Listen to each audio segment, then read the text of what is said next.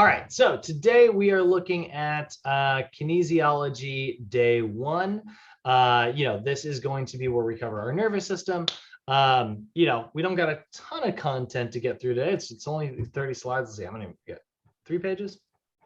Oh, wow. Okay. Well, it seems long, but we got a couple pages of notes. But we're going to go over basically a little bit about like how our nervous system is designed, because your nervous system is the command center that controls, everything that we do. It sort of tells us how to move and how to respond to things. And some of that's automatic, some of it is not automatic. Some of it you have conscious control over. Like obviously I'm talking right now, but at the same time, like my digestive system is unconsciously sort of working away at this coffee that I just drank, but it's still under the control of my nervous system. So we're going to kind of break this down a little bit today so that we can kind of understand it. It's the first component of the kinetic chain, which is really what we're going to spend our time talking about over the next few days. It's the main system that we are responsible at dealing with as trainers. The kinetic chain is these three systems in the body working together. Your nervous system, which controls your muscular system, which moves your skeletal system. And that's really the foundation of what kinesiology is, the study of understanding how our nervous system controls our muscular system to sort of manipulate our skeleton around,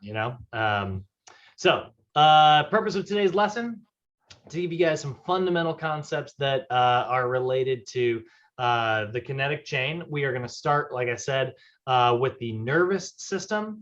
After today's lesson, we want to be able to understand like the basic structure and function of how that works. So, like I said, the human movement system, or the kinetic chain here, what that is, it's three, let me say, interdependent systems. So interdependent means that like one relies on the other. And they work together to produce and control human movement, just like your digestive system works to process energy and break down food, and your metabolism works to generate energy, and your skin is actually part of your immune system in a way. You think about like we get all these white blood cells that are killing viruses and bacteria and things like that. That's what we think of sometimes. We think of our immune system, but like your nose hairs, your skin, your eyelashes, all of those things are also part of your immune system, actually. Now, obviously, your skin is its own system that does its other things as well, but in your immune system, your blood is its own thing, but they work together, right? That's interdependent. Same thing is true here. Your nervous system controls your muscular system moves your skeletal system. If any of these components are out of whack, it will affect the other ones. Let's say the skeletal system, you have like, let's say a torn meniscus in your knee, right? Meniscus is this little cartilage that sits on top of your kneecap, on top of your tibia. And it basically keeps your femur from sliding out on either side. But if you tear it, well, now your femur is going to be able to have unwanted movement. But that may actually kind of sound good. It's like, oh, I've got more movement, and now I'm more flexible in my knee because I tore this thing. Yeah, not quite. What it really means is that your muscles aren't going to be able to control it the way it's supposed to, because they're going to pull, and now it's going to slide into a direction it's not supposed to, because your nervous system doesn't know how to control this version of your knee anymore. It knows how to control it the way it was designed, right? So now your skeletal system is affecting your nervous system, right? So they're all interdependent. If one system's out of whack, the other one. That's why we call it the kinetic chain, because a chain is only as strong as its weakest link. So that's the human movement system, right? And like I said, it's these three systems. So the nervous system is the command center. It's responsible for controlling things. The muscular system is under the control of the nervous system, responsible for producing movement by contracting. Your muscles are really unique. They have these specialized proteins in them that allow them to shorten and relax, which other organs don't do. Your bones don't do this. Your nerves don't do this, but your muscles do. So that's why the muscles are responsible for sort of creating the movement. And then your skeletal system provides you a framework that protects delicate structures. It also is the long levers. It gives your muscular system something to manipulate. If we didn't have our bones, we would just be these like jellyfish, kind of squishy sacks laying on the ground, and good luck making it up the stairs.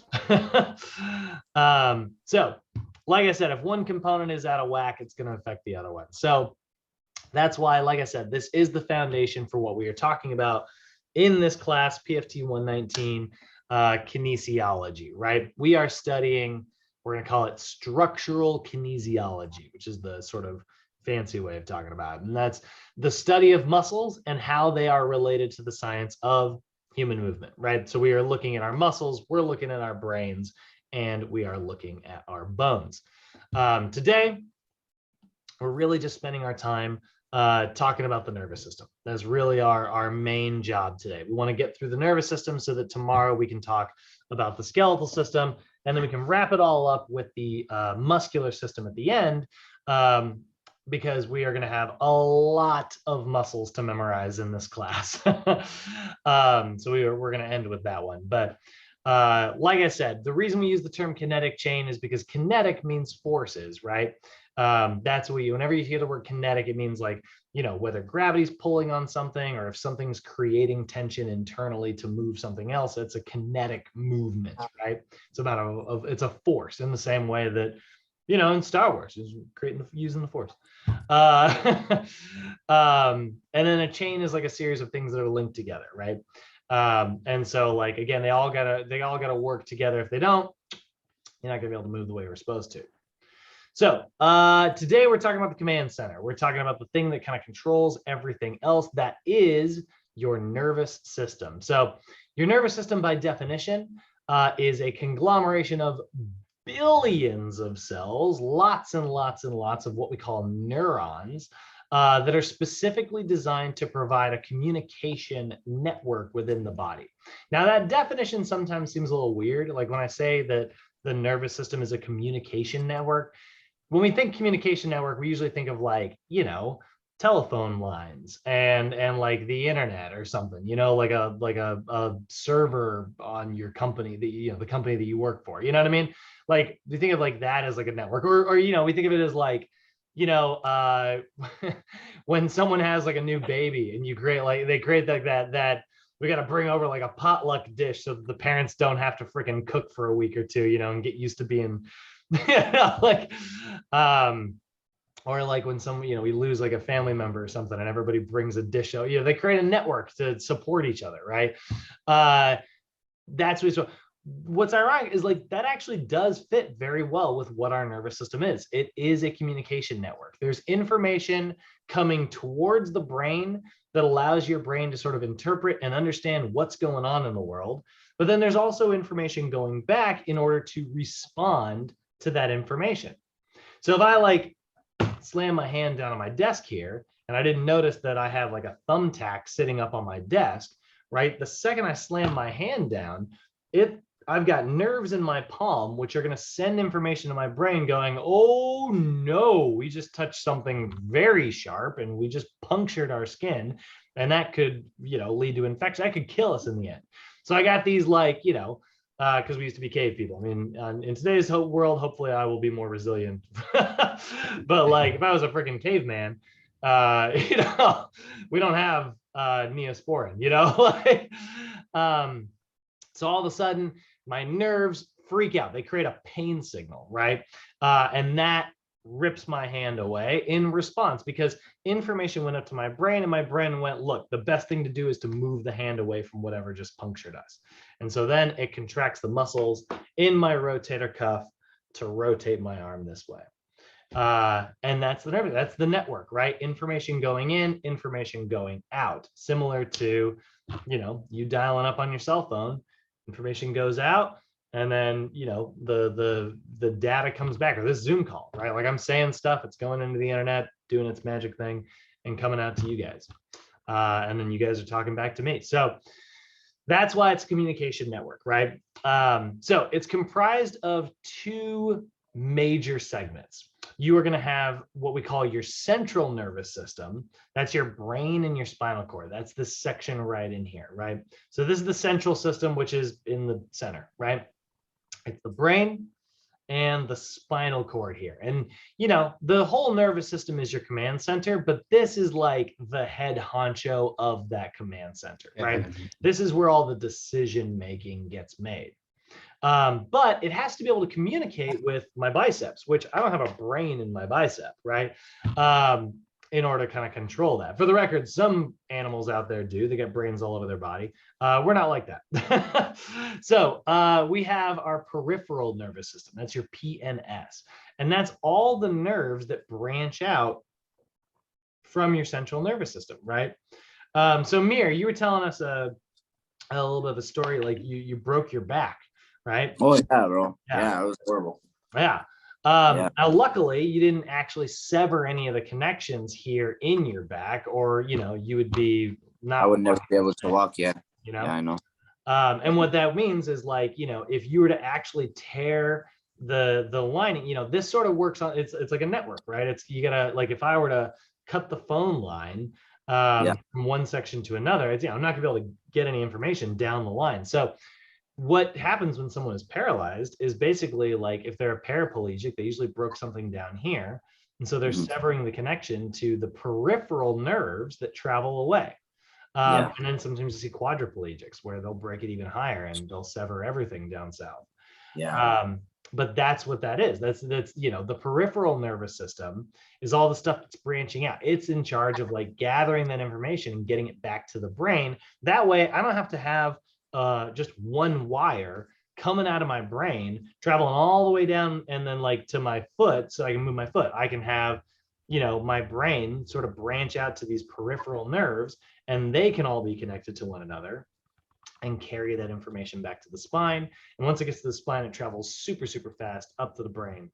And that's how that works. So the central system is the brain and spinal cord, and then all the nerves that branch out from that, that's what we call your peripheral nervous system.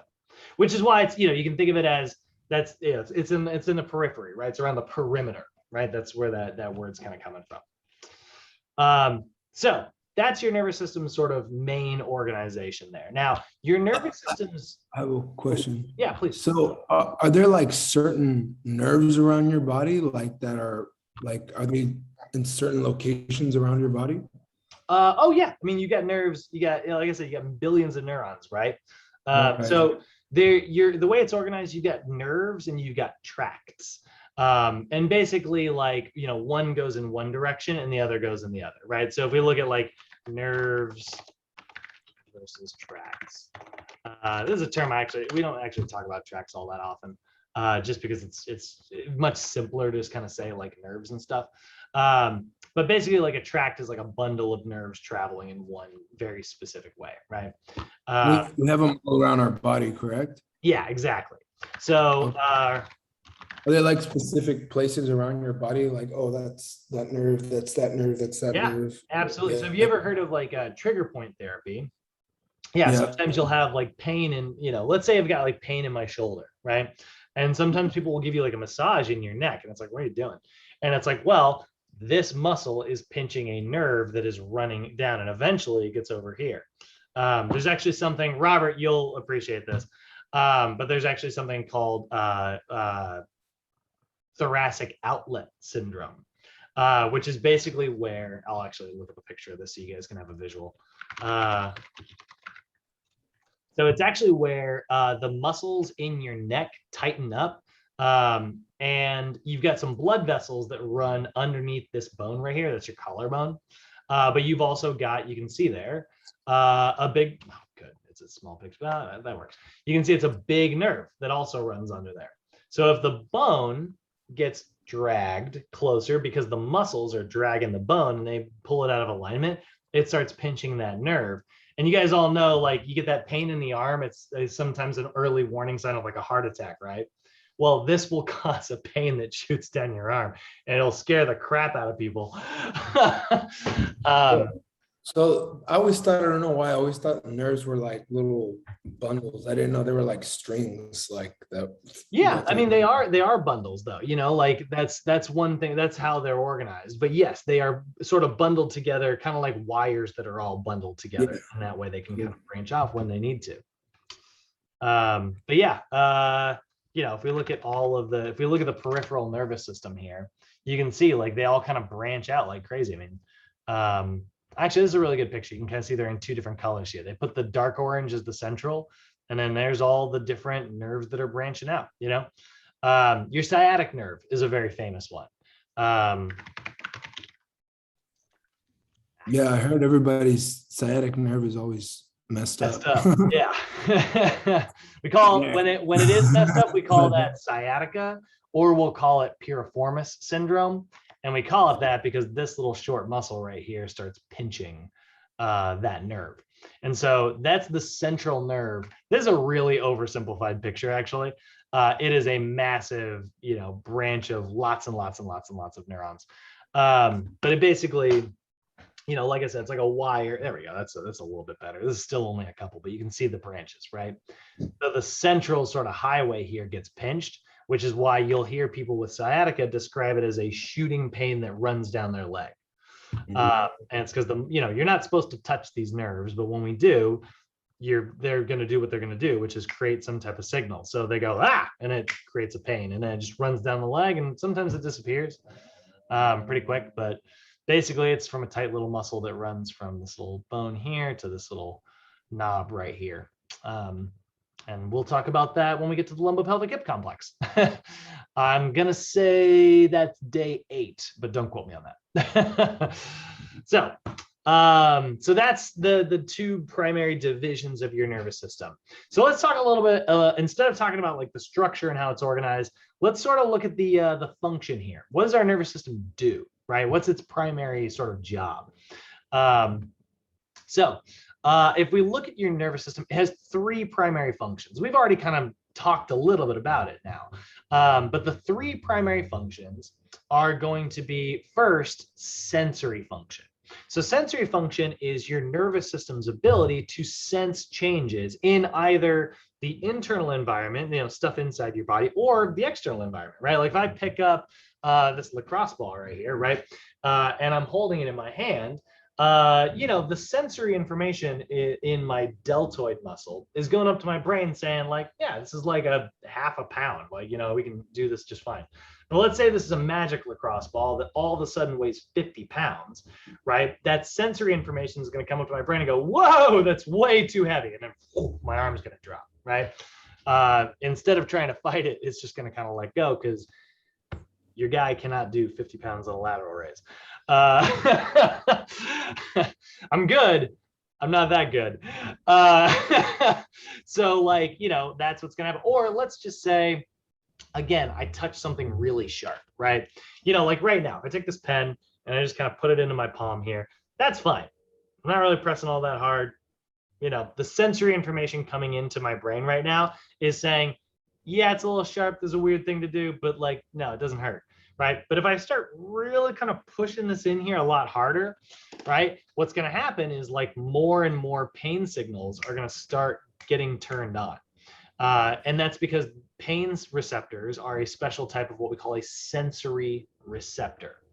Particularly pain receptors are what are known as nociceptors. We're not really going to talk about those. Don't feel like you have to get that term memorized, guys. We don't really deal with nociceptors in our jobs. I mean, we do. Obviously, we deal with people who have aches and pains, but that's a piece of anatomy that isn't going to come up in tests. But nociceptors are going to eventually get activated because they're designed to only kick on once you hit like a certain threshold. If you're below that threshold, they're turned off. So you're like, that's fine, right? But then all of a sudden, like, it's like, okay, that's starting to hurt. That's, once it hits like a certain area, right? A certain level, I should say. So sensory function is the ability of the nervous system to sense these changes. Its job is to sense the status of what something currently is. Is that thing hot? Is it sharp? Is it heavy? How much muscle do I need to lift the bar off of bench press? Or how much muscle do I need to lift 225 pounds off that bench press? Those are two very different things, right? One's 45 pounds. My body's going to go, all right, we're sensing about 45 pounds here.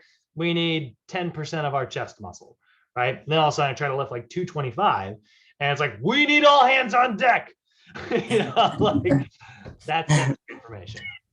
So That's the first part of our nervous system. Sensory is the ability to sense changes, right? And by the way, this is happening internally as well. Like I said, I drank this coffee earlier. This has proteins and fats and, you know, lots of sugar in it because it's not like my coffee. And so those things are in my digestive system right now. And the sugars are going to take different materials to help break those down than the proteins are, which are going to take different materials than the fats. So when my body goes, hey, how much fat did we get coming in when we ate just now? And it's like this much. And it's like, okay, great. Right. So that's sensory information. Now, the next part is integrative information. Integrative information, or integrative function, I should say, sorry, integrative function, is the ability of the nervous system to analyze and interpret that sensory information. So all that information that just came in, now it's going to get analyzed. It's going to get interpreted, right? To allow for the proper decision making. And that's going to allow you to produce the appropriate response. So the proteins came in. My body was like, all right, we need some stomach acid to break down those proteins. The fats came in and my body goes, all right, we need some fat, or we need some bile to break down that fat. The carbohydrates came in and I already got enzymes in there. Those are gonna be fine. But like that is, you know, my body's gonna go, this is what we sensed. This is what we need in response, right? That sharp thing, you know, if I start poking my hand, my brain's gonna go, hey, integrative function, stop doing that. You know, like that's the decision making, right? It's the decisions made based on the information coming in. I'm sure everybody in here, I did this morning before I got on this call. You know, I'm sure you guys have similar stories at some point in your life where you've checked your bank account, right? You sensed what is in your bank account, sensory information, right? And you look at that number. For me today, that number was not quite what I wanted it to be.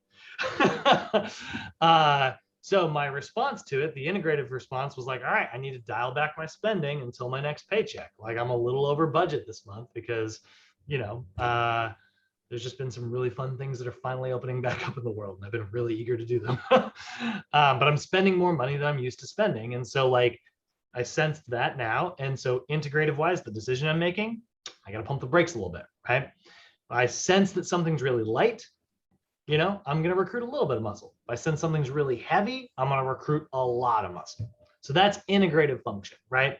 And then, so now information has come in, our brain has decided what to do. The rest of the network, right, is the information going back out. So that's where now that the decision's been made, we've got motor function. And motor function is going to be the neuromuscular response to that sensory information that we gathered earlier.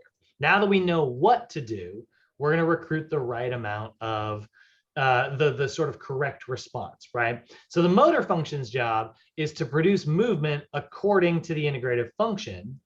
You know, if it's heavy, I'll recruit lots of muscle. And so motor, I'll recruit lots of motor units. If it's sharp, I'll contract muscles that will pull me in the opposite direction. This is the information going out. So sensory information comes in, my brain decides what to do, motor information goes out, and I do what I decided, right?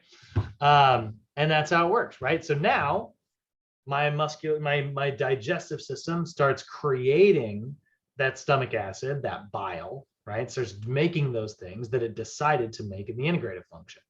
My muscles recruit and decide to move against the resistive weight that I use, or, you know, to pull away from the sharp object or whatever it happens to be. So there's the network, right? You got one person, which is like, hey, this is what's going on.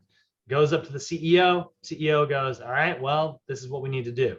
He sends the memo out to all of his employees and they all go do it. Sensory, integrative, motor. Does that make sense, guys? Yeah. Cool. Yeah.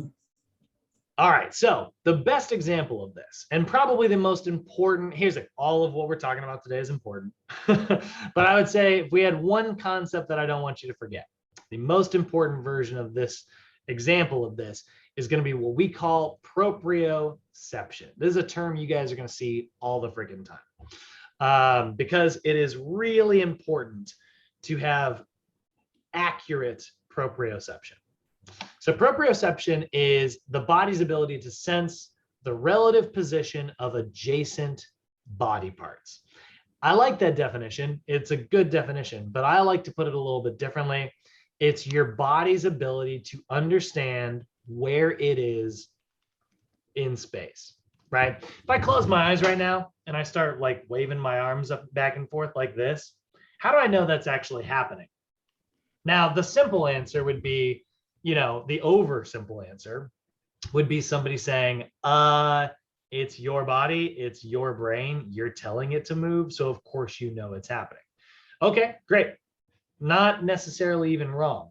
But here's what I'll say. How many times have you guys told someone to do something and they didn't do it, or they did it wrong, It's like, hey, I need you to do this thing. And they're like, got you. And then they forgot. Oh, because that's happened to me plenty of times in my life. That's sort of what we need to think of when we think about like proprioception. Proprioception is, you may be like telling your body to do something. How do you know it's actually happening? Well, information has to come back. So like when I recruit like a muscle, that muscle contracts and it moves into a specific position. And now the muscle is sort of shortened, right? The fibers are, they kind of crossed over one another. So that information is going to come up to my brain, and my brain's going to go, oh, okay, well, if that muscle is at this length and that muscle over there is at that length, right? Then the body must be in this position or whatever it happens to be. And that's how my brain knows what position my body's in. That's what proprioception is. It is your spatial awareness. So, the example that the first time I ever heard this term, I always love to tell the story. Mr. Wayne Doyle, he was actually a math teacher that I had.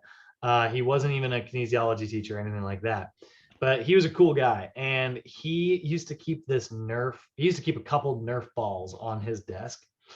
And if you ever noticed that someone would like get on their phone or, doodle in their book or just like, start to fall asleep or goof around, he would yell, he would kind of just casually work his way over to his desk and he'd pick up one of those Nerf balls and he would go, proprioception, and they would throw it at that person.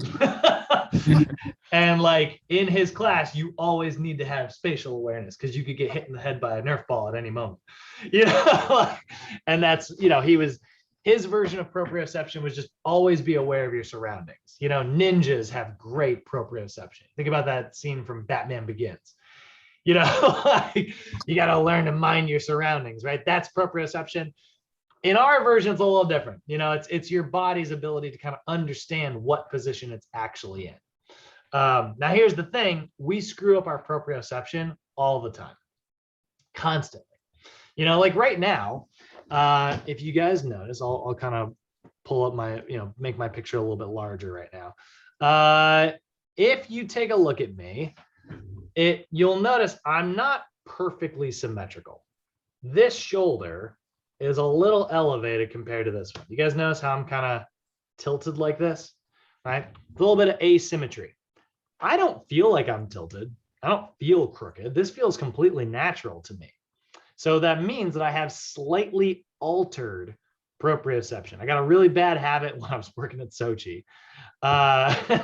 because it used to be, this isn't the way it is anymore, but all of our classrooms used to be where the TV was on the left side of the room. And I used to go over and I would do this in my desk while I was like working on homework or like even like lecturing and stuff. I'd sometimes sit down and I would inevitably end up like sitting like this. And I like to rest my head like this. I contract this trap a lot more than I contract this one. So this one's nice and loose the way it's supposed to be. This one's a little tightened up, but it doesn't feel that way until I try to stretch it. I'm unaware of this. I have altered proprioception. This muscle's telling my brain, yeah, no, we're at full length. We couldn't possibly stretch out any further. When in reality, clearly, it can be more flexible, right? So that's what happens to our clients all day. How many people do you guys know that have, excessive low back arches or, tilted postures or like a, forward head like this, nerd neck, we see it all day. We see all these like alterations in people's posture all the time. They have altered proprioception. And that altered proprioception is resulting in a term that we'll use later in class called relative flexibility, where their body tries to move through like a specific range of motion, and it kind of can't because those muscles are really tight. So instead, it moves a slightly different way, and they feel like they did things properly, but they totally didn't. They moved just a little bit in a way that they really weren't designed. And now that's putting stress on the body. It could result in an injury. That injury is going to cause the body to tighten up. That's going to further alter proprioception. And it creates this kind of loop that, makes us unhealthier and unhealthier and unhealthier until eventually we stop moving altogether, So we are trying to teach our clients to develop their proprioception, their body awareness. We're trying to get them in the right posture, the right position. We're trying to restore balance, right? So training for proprioception improves our clients' balance, like I said, their coordination, because now, they're going to have a better understanding of where their body is, their posture, and all of that is going to enable them to adapt to their surroundings without actually having to consciously think about movement. And that's going to reduce your risk of injury. So I would argue that proprioception is the most important concept of the day, because it's the main reason our job exists. People thought they knew how to move. They went to a magazine, they got online, looked up a workout, went to the gym. Maybe they lost a little bit of weight. Maybe they looked a little bit better, but did they move the way they are designed? Did they get injured? If they did, it could have been because, possibly because of altered proprioception. So it's quality over quantity. Exactly, right? That's why we got to move the right way. Any questions so far, guys? You all feeling good? Yeah, so far so good. I'm trying to figure out how to turn on my webcam though. Ah, Oh, there you go. There it is. There it is. oh, there it is. Yeah, nice. I'm a little too bright though. I don't know how I was to like, adjust I that. don't know. I just didn't want to interrupt the class and like Oh, exit yeah. out from the Zoom because I never used it before. So I was like, Nah, that's fine. You look good. cool. All right. So we've got a really good idea of our concepts here, right? We were kind of understanding like why we got to spend all this time talking about the nervous system. Let's go ahead and break down some of the specific anatomy. So some of the working pieces, like I said, your nervous system is comprised of billions of neurons, and neurons are just how we describe a nervous system cell. We're going to talk about a lot of cells over the next few days. Muscle cells, we call those muscle fibers. Bone cells, we call those osteons. They got different terms for all the different types of cells in your body. The type of cells that we're talking about today are neurons, and they look like this. They are these really cool shaped little cells with these little fingers on them. And those fingers are going to grab, they're actually really good at grabbing onto other neurons. If we actually look at if I kind of Google the first picture of a neuron that I can find, you'll notice that all the pictures, they kind of look like this, right? It's like this one's connected to that one, and they got all these like little fingers, and they're all kind of grabbing each other, creating, again, a network, right? And so that's what's really cool. And this is one of those things that I will say a lot. Robert and Thomas have got to be sick of hearing me say this at this point, but my favorite phrase in the world is that the most true thing in the universe, guys, in this world, the most true thing is that function follows form. Stuff acts a certain way because it is shaped a certain way. That is that is the classic thing. So neurons are shaped like this because they need to be able to touch other neurons and connect with them. Bone cells, they're really flat. They're really, really flat, and that makes them really good at stacking on one another, which makes them really dense. And you can hit them, right? And they're not going to break. They're shaped that way. Muscle cells, they have special proteins in them that allow them to contract and relax that other cells don't have. Their shape allows them to do this really cool sliding action. So all of your function follows form. It's my favorite phrase. If you want to understand how the world works on, at least some level, I just come to that concept all the time. When I see someone cut me off in traffic and I'm like, how can you be so inconsiderate? And I'm like mad, I take a moment and I go, well, probably because they didn't leave on time today. And so they're in a hurry. So they're going to treat everybody else poorly because their parents didn't teach. Okay, I can see it. And I'm able to kind of work my way backwards, right? They shaped their life in a way to make them late, and then they, messed up my day. I don't forgive them, but I understand it at least. The same thing is true about like our nervous system here. So your nerves are shaped with a really cool, they got this big long tail, which makes them good at covering a lot of ground. And they got all these fibers on both ends here, which make them really good at attaching to stuff so they can communicate with it. So this area here is the cell body. The cell body is sort of what we talk about. If you remember from biology in high school and stuff, we get the very familiar too. right, yeah, the classic cell, right? The cell that we all looked at in biology class. That's going to be the cell body. Now, this is like what's ironic about like the cells we all studied in biology in high school. None of your cells actually look like this, but they all have all of these things in common. These are all the pieces you'll find. So this is like a prototype sort of blank cell that really just kind of represents every cell in the body. But what's cool about neurons is they have a lot of other special shapes that we don't see in that other picture, but the cell body has all the classic stuff. It's got the nucleus in the center. It's got the little mitochondria. It's got all the normal stuff you're going to see. But the special things that it has are these little fibers that branch out here, these little fingers, right? Those are called your dendrites. And the dendrite actually means it's a Greek word for tree. And that's like, it kind of looks like the branches of a tree, right? And they're all the little fingers that are going to gather information. They're going to carry that information back to the cell body. And then it's going to travel down the tail. And the tail is called the axon. And the axon is like really where information's covering a lot of ground. Now you'll notice the axon has these little beads that are kind of covering around it. That's called myelin. And myelin is supposed to protect that signal as it's traveling. Now I keep using the word signal. And what I mean by that is it's literally an electric shock. It is an electrochemical signal. Your body is using electricity. And as that electricity travels from point A to point B, eventually it gets to where it's going and it zaps whatever it gets to. And when that happens, whatever it's working with does its job. The way I snap my fingers right now is a signal traveled from my brain down to my spinal cord about here-ish. And then it branched out, traveled down my arm and recruited the muscles here in my forearm to do that. It zapped one neuron, then it zapped the next neuron, it zapped the next one, the next one, next one, next, till eventually it zapped the muscle, and then the muscle contracted, right? And that's the nervous system organization. So that is the sort of like function, right? That was motor function. It was information going away to make the thing happen. Well, that, if we look at that again, function following form here. So we got sensory function, which information coming in. Integrative function is deciding stuff.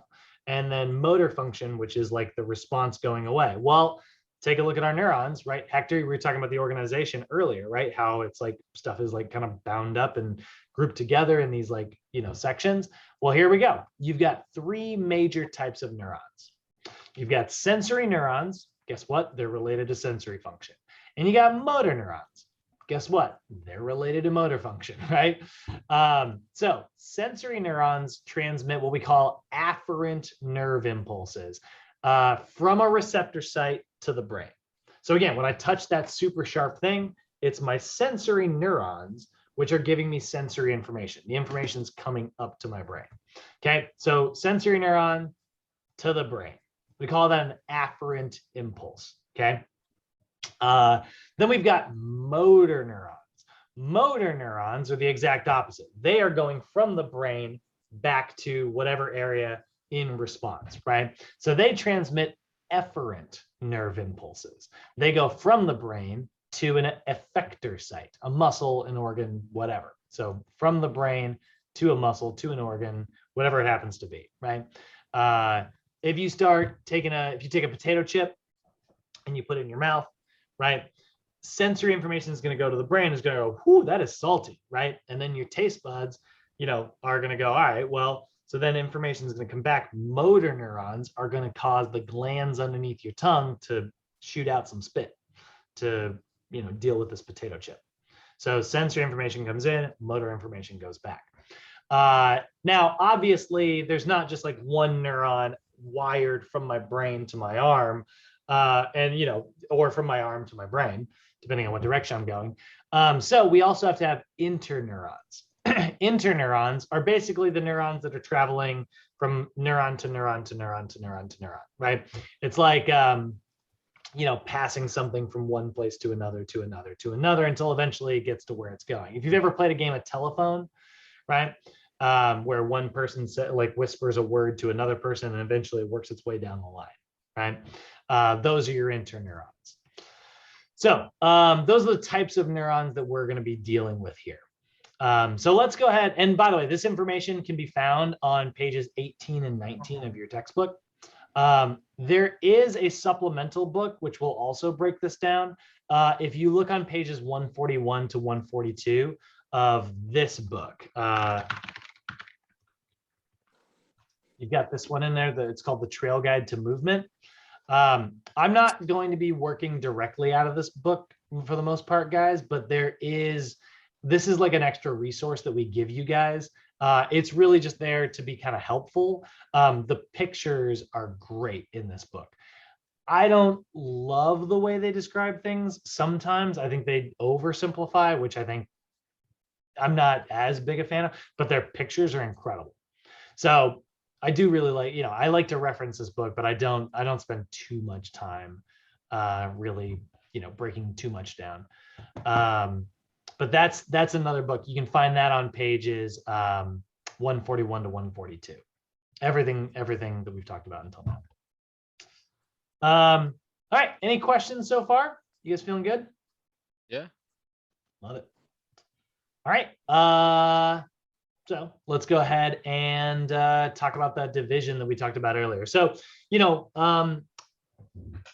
like I said, you get the central division, which is your brain and your spinal cord, and then you get all the nerves that are branching out, whether they're sensory nerves or interneurons, or whether they're motor nerves. All of that's branching out and going through the central system eventually, right?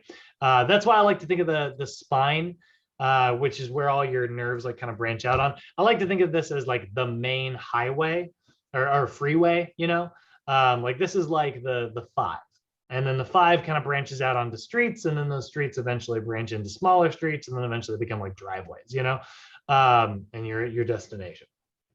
That's kind of how your nervous system is, right? It has to kind of travel from spot to spot to spot. So the central system is the brain and spinal cord. The peripheral is all the peripheral nerves. Now that peripheral section is going to divide into 2 primary divisions here. Part of it is going to be what we call your somatic nervous system. The somatic system is probably what you're thinking of when you think of your nervous system. It's all of the voluntary stuff that you have control over. I am choosing to use my vocal cords, move my mouth, wave my arms up and down, like move my face, right? All of that stuff, I'm consciously deciding to do all of that. That is my somatic nervous system. So all the nerves that are like, touching the stuff in my arms to make my arms flap up and down right now, right? That's somatic. But what about my friggin' heart rate? Like my heart's beating away right now. Imagine if I had to consciously control that freaking thing all day. And it's like all of a sudden you get distracted because you're like, oh my God, look at that cute dog. And then you forget to beat your heart.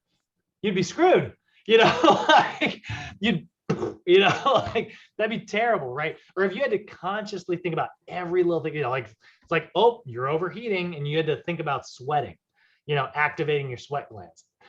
That would be insane, right? So luckily we have a separate division, separate from all the conscious stuff, which is the autonomic or automatic nervous system. This is the section that's responsible for involuntary control. So again, my heart rate, right? My heart rate is involuntary. That is something that's happening. I don't have to consciously think about it, but it is under the control of my nervous system. Now, when it comes to unconscious stuff, that's going to further divide in 2 different directions. Are we speeding something up, or are we slowing something down? Is my heart rate going faster, or is my heart rate calming down? And so that autonomic division is going to divide again into the sympathetic and the parasympathetic. Now, the sympathetic system is what we call the fight or flight system. When you are lifting weights and you're hitting it hard in the gym, your body goes into fight or flight mode because it thinks you're in battle. It thinks that you're wrestling a bear. I don't know what your body thinks, but that's what it feels like to me sometimes. So what ends up happening is blood vessels dilate, to your muscles, because your muscles are what's important right now. And blood vessels actually constrict to your digestive system because we don't need to digest food right now. We need to fight the bear, right? And we only have so much blood. So that's a sympathetic reaction. This is actually one of the reasons why, if you guys have ever noticed, if you're ever working out really hard, you don't really feel hungry until your workout's over, or you don't really feel like you have to go to the bathroom until the workout's over. But that's not always true, but a lot of times it's like, you finish up your workout and you're like, man, that was tough. I gotta pee, I Right? always feel tired. I mean, not tired, but I always feel like hungry, like in the middle of my workouts. all Do the you? time. Yeah. Well, I don't Oh, know. it's Maybe because fun. I do my heavy compounds first. That's probably why, because I'm like literally using all my energy there. Yep. And at the very end, I do like, I don't know, maybe some, what do you call it? Accessory work, right? Accessory, yeah. So when you get to it's probably, chances are it's like by time you get to the accessory stuff, your nervous system's going, all right, well, this isn't as bad. We can open up things to the digestive system and kind of get things rolling again, right? So that's the sympathetic system, is your fight or flight system. It increases your heart rate, it increases your breathing rate, it makes you start sweating, right? It basically amps up metabolic responses to things. The exact opposite of that is your parasympathetic nervous system, right? It's kind of the yin and the yang, and this is the rest and digest system. This is responsible for calming things down, right? It slows your metabolic processes, right? So you go sprint, right? Heart rate amps up in response. And then you rest, you're like catching your breath, like, and your body goes, all right, well, we're good, and starts to calm things back down. But chances are it's going to keep things a little amped up so that it's got, energy in the tank in case you start sprinting again, get you ready for round two. Until it's like the end of the day, you get home, put on a little bit of music, start to, take a shower, eat some dinner. Your body goes, oh, we're in a safe place now. We're calming down. And so then it starts to calm you down. You get that sort of wave of relaxation, which feels so great, right? Like, I love a couple hours after my workout, that moment of like, oh, I killed it today. I feel great. Like that's my, weirdly, I would say that's actually, the more I think about it, that's like my favorite part of working out. I love that reward later in the day. That's the rest and digest system. So that's how this kind of divides down. So if we look at this, so you can see this in chart form here, because I always find that that's kind of helpful. It kind of divides down into different sections here. So your whole nervous system is central and peripheral. The central is the brain and the spinal cord. The peripheral is all the autonomic stuff and the somatic stuff. The somatic stuff you have voluntary control over. The autonomic stuff you don't. And the autonomic stuff is either going to amp you up with the sympathetic system, or it's going to calm you down with the parasympathetic system. So one way that NASM loves to ask you about this is they love to say something about the sympathetic system and then skip whether or not that is autonomic or somatic, and then make you remember that that is under the section of peripheral. They'll say like the section of the peripheral nervous system that is responsible for intensifying a response is known as, and then like blank, and it's like, okay, intensifying is the sympathetic part. And they're not calling it autonomic, but like, we know that it's peripheral, which is autonomic, which is sympathetic. Or they'll say, or, other variations of that. So they love to quiz you on stuff like that, and then like leave out just a little bit of information. Just remember, it's a flow chart, right? If it's sympathetic, we know it's autonomic. And if it's autonomic, we know it's peripheral. And the likelihood of that showing up on your actual test is pretty low, but I got a couple homework questions that are like that. All right, so now, and that information can be found here, 138 to 140 in the trail guide, or 19 to 20 in the and that's them. You guys are going to have access to this PowerPoint.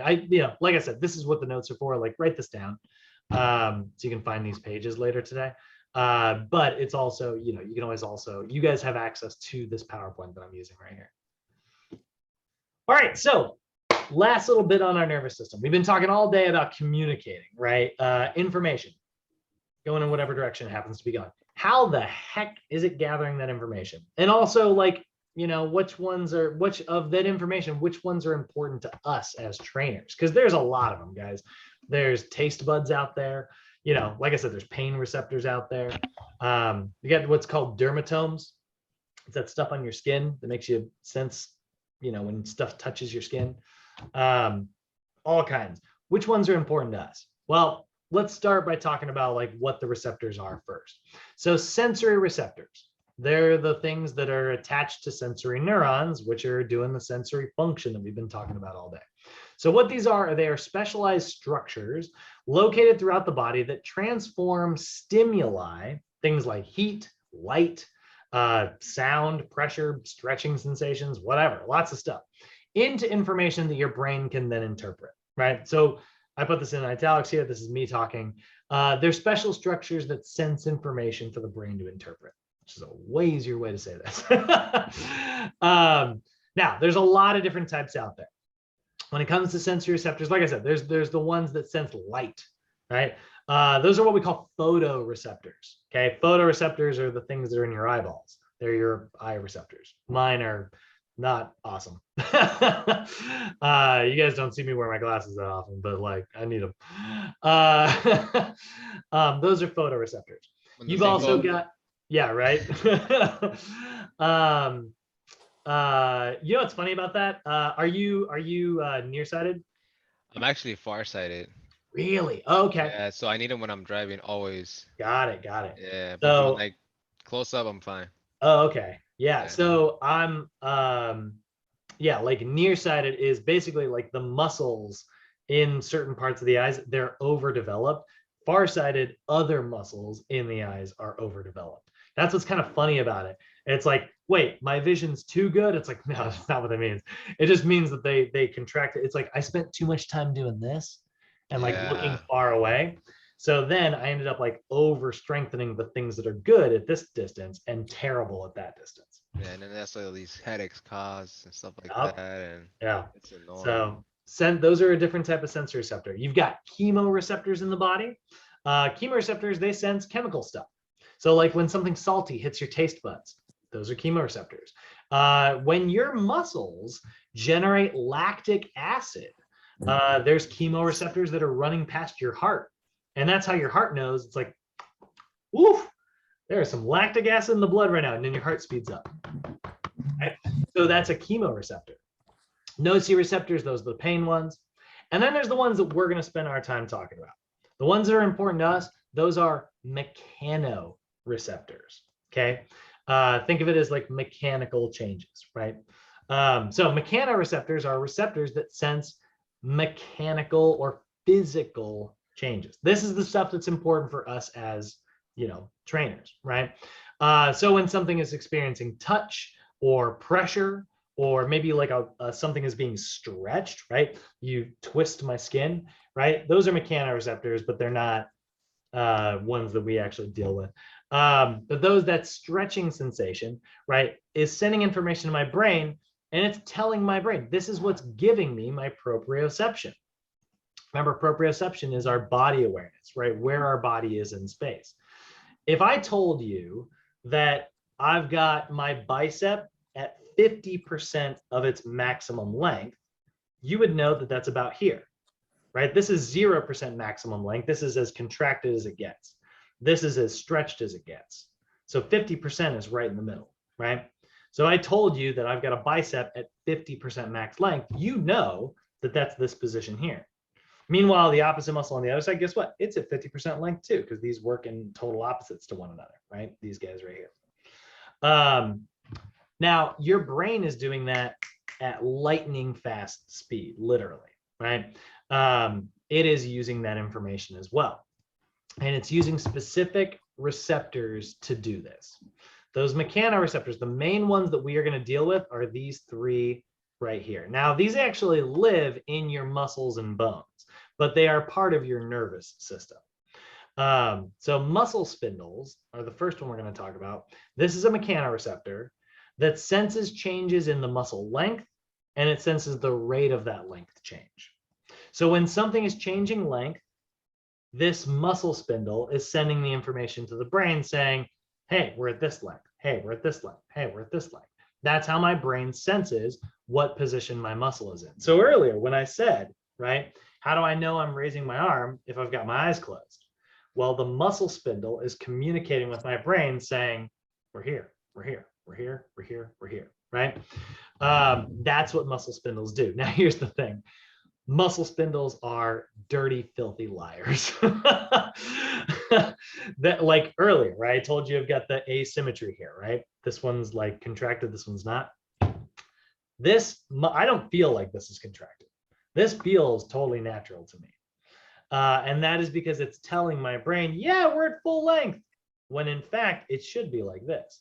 That's full length, but it likes to sit here like this. Filthy liar. And that's altered posture. You know, if I spend all day at the computer like this, just all freaking day, right? What ends up happening is my brain gets used to being in this position. So then it starts to say, well, that's full length. When in reality, this is full length, right? This is how I'm supposed to be. So it's kind of a protective mechanism, right? This regulates, we call this, it regulates what we call a stretch reflex. When you wrap it, remember, it's also in charge, it's not just a sense of in charge of telling what length the muscle is, it's in charge of telling how fast that length changed. So when you change the length of a muscle really fast, like wham, like super explosively, it will create what is called a stretch reflex. And it will go, whoa, whoa, whoa, whoa, whoa. We just changed length really quickly. If we do it that fast, we're going to tear in half. So in order to protect itself, what it'll do is it'll actually send a signal to the brain that tells the brain to contract that muscle. And that's why you'll notice it kind of, your muscles actually kind of bounce a little, or they seem kind of springy. That's a stretch reflex happening in real time. When you rapidly move and your body goes, whoo, and it contracts back the other way. We actually take advantage of that in order to jump higher. We actually like stretch reflexes. It's one of the ways that we can be more explosive. Think about like an NFL quarterback. You notice how like they hold the ball here and then they draw it back and they snap it, right? That creates a stretch, which gives them a more powerful throw in the opposite direction. Baseball players are even better example, right? They swing their arms and then they draw that up and then they throw it, right? Which doing this from a chair looks dumb. But like that creates a stretch, which then causes the muscle to contract, which gives them more whip and more power on the ball. So we actually like stretch reflexes, but this is also one of the reasons why you should never bounce during your stretches. Like when you're trying to like lengthen out a muscle, and let's say you're trying to touch your toes. See people do this thing where they go and they go. They're like trying to get a little further and a little further and a little further by bouncing. You shouldn't do that. That actually makes the muscle tighter because you're making the muscle contract as a stretch reflex because the muscle spindle is trying to protect itself. So this is what a muscle spindle looks like, just so you guys can see a picture and have a good visual here. It basically coils around the fibers of the muscle. Right? So you can see it like kind of coils around like this, right? And that way, when the muscle's stretched, you know, it can basically send a signal. Here's like excessively stretched right over here, right? And then that's going to send a signal to the brain. So this is a sensory receptor. It's telling the brain how long the muscle is, right? Now, the other one that we've got is what's called a Golgi tendon organ, or a GTO. And this is a mechanoreceptor that senses how much tension is in a muscle. So if one of these sensory receptors' job is to say how long the muscle is, this one's job is to say how much tension there is, right? And when I say tension, what I mean is how likely is it that this muscle is going to rip off the bone, right? Because your muscles are all attached on your bones because of these, what we call tendons, right? So Golgi tendon organs live here. They live in the tendon, and their job is to say like, hey, I'm losing my grip. You're going to tear me right off the bone, you know? And so they're also supposed to protect your nervous, your muscular system by communicating with the nervous system, right? So now you get these two different guys working with the brain. And if, one is saying, hey, this muscle is at this length, and this is saying, hey, I'm at this much tension, that's going to tell my brain what position my body's in, right? I like to use what I like to call the duck analogy. If I had a box and I was like, and it has a lid on it, and I'm like, there's an animal in this box. It has feathers, it has webbed feet, it quacks, and it's got a bill, and it lays eggs. What's in the box? You guys are going to be able to figure it out, right? Like, you're going to go, it's a duck. You were able to take this piece of information. I was like, it has feathers. And you were like, okay, it's a bird of some type, right? And then I was like, and it's got webbed feet. And you're like, okay, well, that eliminates parrots. That eliminates, I'm sure pigeons, like, like that leaves this many webbed feet, style feathered animals, right? And then I said it quacks. You're like, oh, okay, it's a duck. Like you were able to take all those pieces of information, put them together and interpret it, right? You propriocepted what's in the box. Well, the same thing's happening in your muscles. If your brain gets a signal saying, I'm at this muscle is at this length, and it gets another signal from the Golgi tendon saying, yeah, and we're at this much tension, that's how your brain knows what position it's in. And like I said, this gets messed up all the time. When you tear a muscle, you like get injured or something, and it starts making some scar tissue, it sends signals to the brain saying, hey, we're at full length now. When in reality, if you were to break up that scar tissue, you'd be able to get a little more length out of that muscle. If you just relax, you would get more length. But the muscle's trying to protect itself because it doesn't want to get torn again. So it's saying, no, we're at full length now. And that way you don't move any further. And then your brain goes, oh, well, if we're full length, I guess we have to move some other way to get the job done. So then you see somebody who squats like this. They start squatting down, right? And then they do this thing, right? Their knees buckle inwards because like these muscles are saying, no, we couldn't stretch any further. We can't do that. So then your body goes, all right, well, let's try this instead.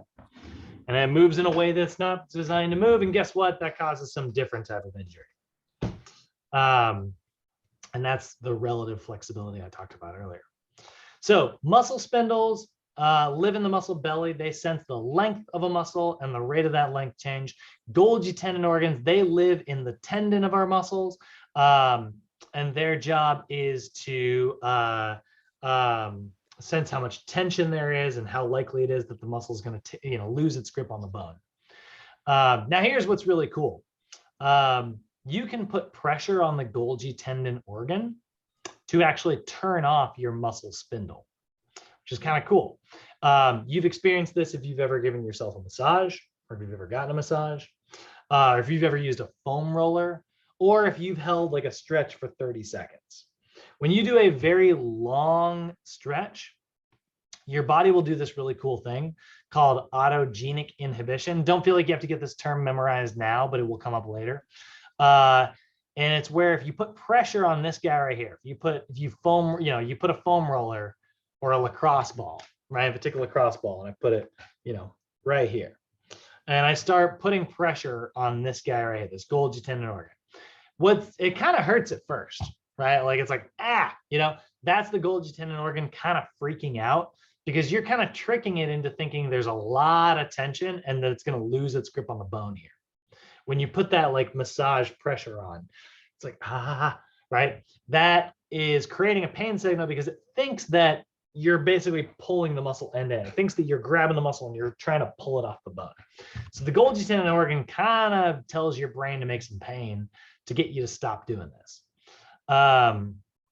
So that's what's happening in the Golgi tendon organ. Now, if you hold that pressure for about 30 seconds, eventually the pain starts to go away because it realizes the safest course of action to really reduce tension here is not to contract the muscle, it's to relax the muscle, to let go.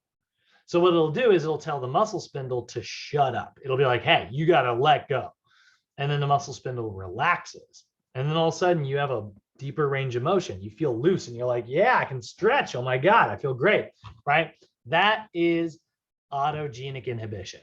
And that's why we as personal trainers love foam rolling, which I totally spelled wrong. Foam rolling. Foam rolling. We love it. When we do foam rolling, we're putting pressure on Golgi tendon organs, we're busting up scar tissue, and we are creating this autogenic inhibition where our muscles will relax in response to this pressure. That's also why we like static stretches. You know, big, long, slow duration holds, right?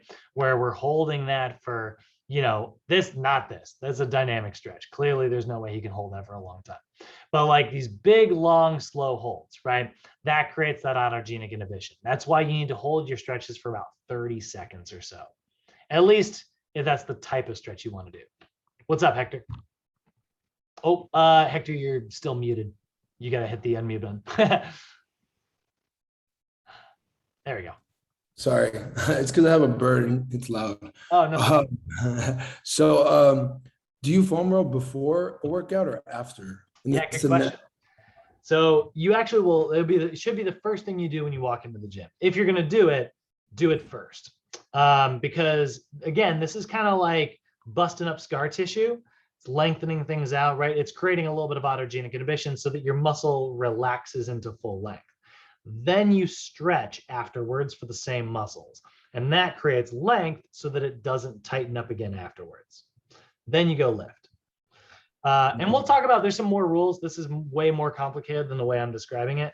There's actually a lot more rules around foam rolling and around stretching. There isn't just static stretches out there. You don't just have to hold your stretches for 30 seconds. But if you're trying to use autogenic inhibition, it needs about 30 seconds to kind of kick in. But there's other types of flexibility. There's other types of stretches. We'll teach you those at the end of this module. So we're going to go through this class, then we're going to go through the next class. And then when we get to the third class, there's a lot of stretch techniques I'll teach you. But autogenic inhibition, it requires long, slow holds. Now there is one last sensory receptor here that I do want to talk about: joint receptors. Joint receptors are actually there's actually a lot of them. Ruffinianings, what are called Pacinian corpuscles. That's a fun name to have to say.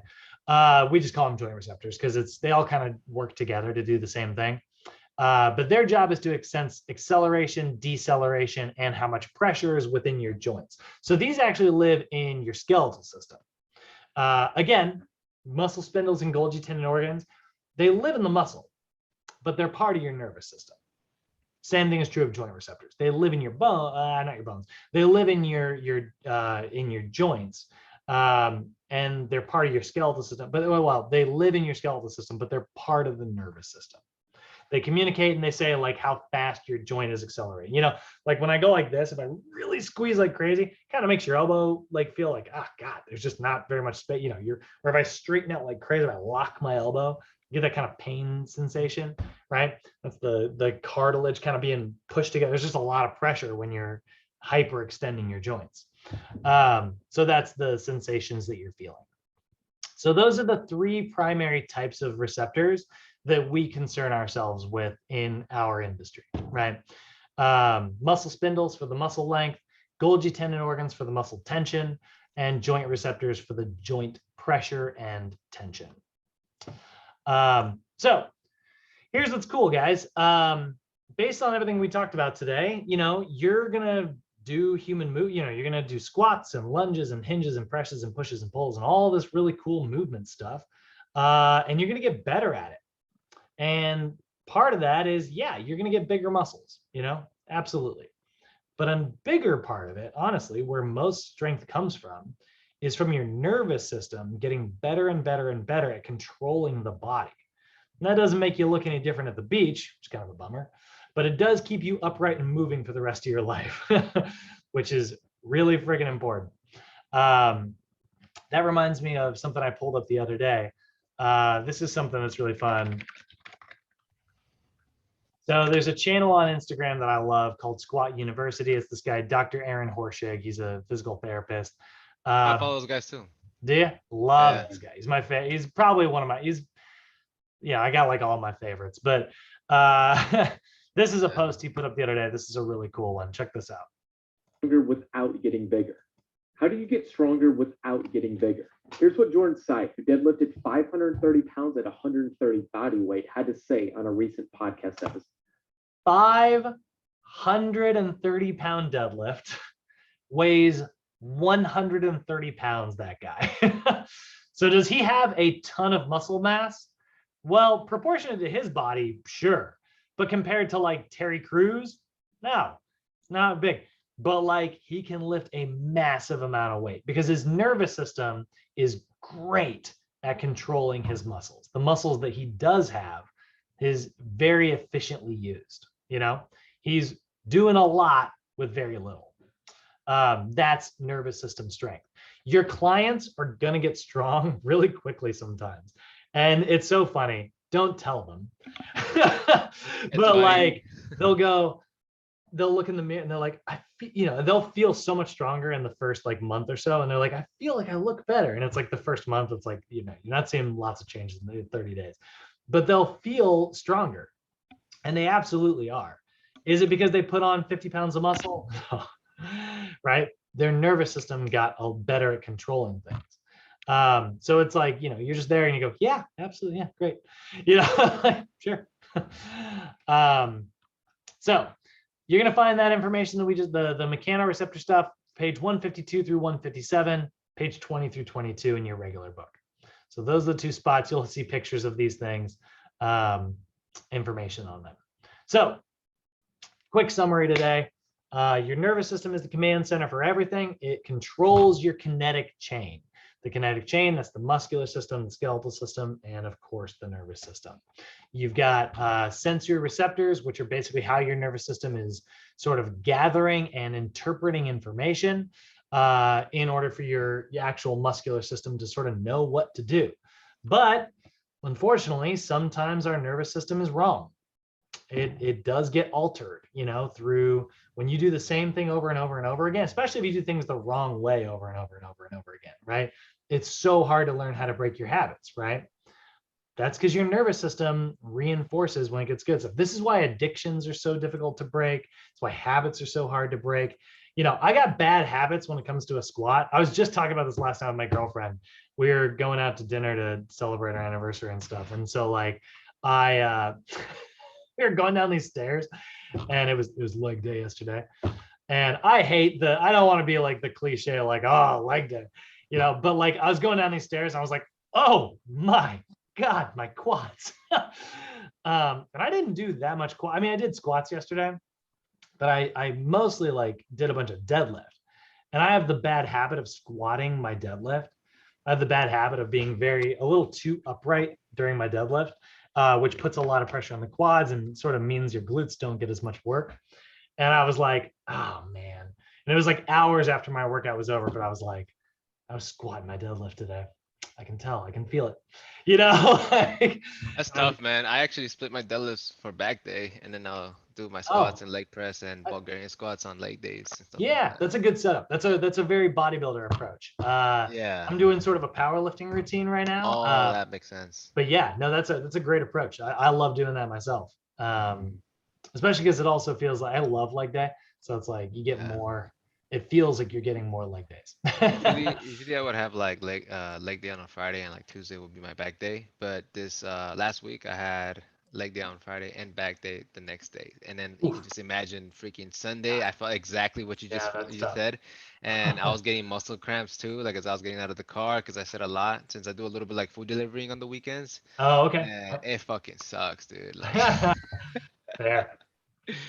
But yeah, so that's, I thought I had perfect form yesterday.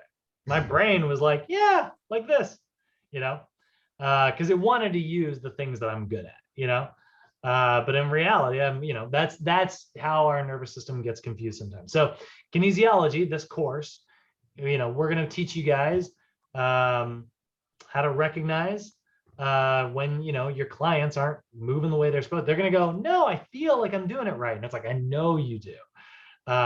Here's why. Here's why you feel the way you feel. And we can break it down for them and teach them a little bit. And it's like, here's the muscles you're using. Here's the muscles I want you to use. And we'll get into that as we go through the rest of this course. Good. Yeah, and that's about everything I got for you today, guys. You have any questions? Yeah, I got one. Can you just tell me all the pages again? Because I want to go back to the book and like read every page. I That's a can't. good question. I was actually gonna ask that too. Yeah, give me 1 second. I gotta open it back up. I was taking photos on my phone, but then like I think I missed out on the first one you showed. Totally. Yeah, I took a lot of notes too, but pretty much everything that I took notes in is gonna be on the PowerPoints, no? Yep, in the PowerPoints and the notes, those notes that I had pulled up on the other side of the screen, you'll have access to those too. Some people I know like to print out the notes that I have, like the typed up ones. They like to print those, and then they'll put their own little notes in like the margins and stuff, like the little blank white spaces. Yeah. If you want to, or on the back of the pages, you can do that. And that way, like if you hear me explain something a certain way, you can be like, read the definition. You're like, that doesn't make, and you can write like a little arrow and be like, this is what this means. You put it in your own words. Yeah. And that can sometimes help folks. If you guys ever need me to print something for you, like when we meet up at Sochi, like, we got a big industrial printer and stuff, just ask and I'll print it for you. Yeah, next month we're gonna do resumes and stuff. Let me know if you want that printed. Yeah. Love doing that for people. In fact, Robert, I will insist that I print your resumes because I like you to have them because it's just a cool feeling, Yeah. So right there, the trail guide, yeah, page 141 through 142.